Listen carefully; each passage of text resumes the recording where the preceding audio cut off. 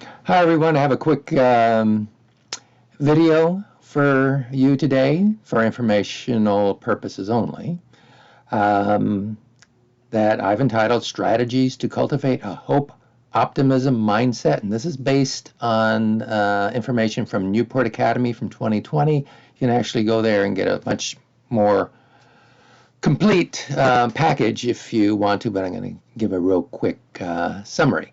Now I'm going to start with a definition of hope. I took this from Psych Central, which I think took it from Charles Snyder, who really kind of developed hope theory. So the definition, hope is the belief that your future will be better than your present and that you have the ability to make it happen. It involves both optimism and a can-do attitude.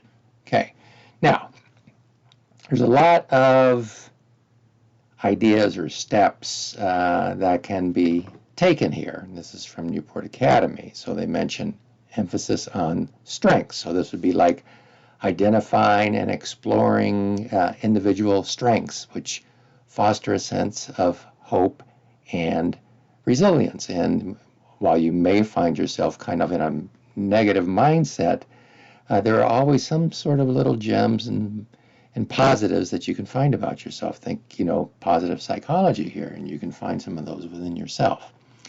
Then, of course, reframing negative thoughts. And, it's real easy to kind of get down on yourself, like, I was giving a speech and I was so anxious about it the whole way through. Okay, that may be true, but let's reframe it now. Okay, yes, you were anxious through it the whole way through, yet you went from point A to point Z, you completed it. So that would be one way of looking at it, reframing it, and looking at it from a different, more positive direction. You were able to tolerate that level of anxiety and get through your public speech. Okay, so that's important. Practice hopeful thinking.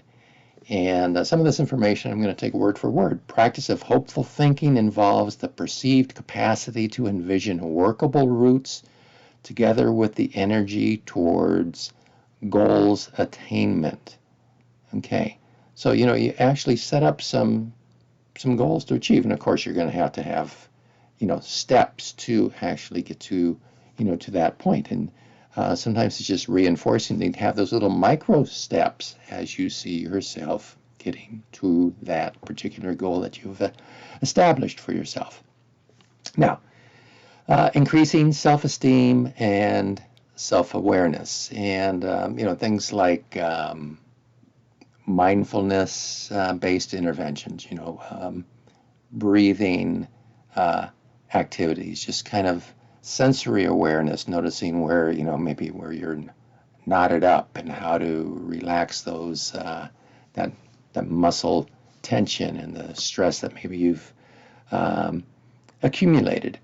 And as mentioned here, when a person feels optimistic and hopeful, they can see themselves achieving more. Now, another one, I think this is real important. Hang out with hopeful and optimistic people. I've done a video on,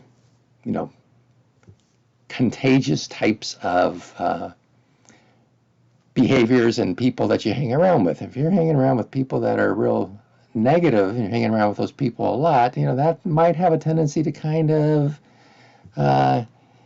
get to you, and you might start acting like some of those people. On the other hand, if you're hanging out with people that are kind of upbeat, or they can see positives even in times of stress, you might be able to pick up on some of those things. So who you hang out with is important. Okay. Now, practice gratitude. Nothing new here.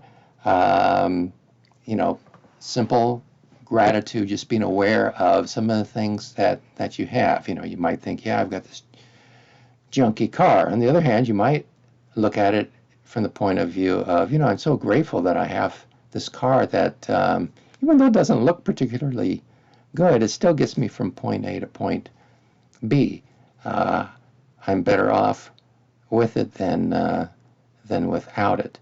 So practicing gratitude. Yeah, maybe I don't like my job so much, but I've got a job, and you know, maybe I can find another one. But in the interim, I'm still working. So I'm sure you can come up with your own personalized little gems in terms of gratitude. Reinforcing positive affect. Okay, this one's a fun one. Just, you know, doing things that that you like. Maybe you're gonna get involved in an activity that you like to do. You might like to ride your bike. Go ride your bike. Or you're gonna watch a comedy, something along those lines. There's some evidence that if you just practice smiling, you're going to feel better. So that's another little step that might just add to the idea of developing a sense of hope. And then finally, training resilience and finding a sense of purpose.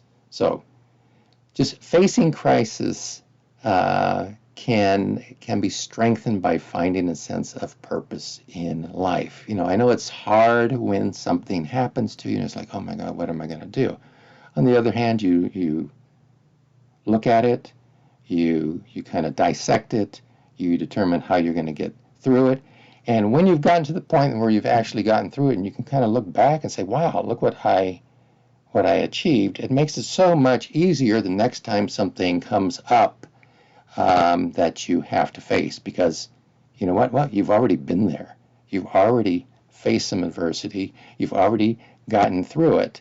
And so there's going to be that little sense of, I can do this. You've already got some hope built in. So I think that's pretty much it in a nutshell.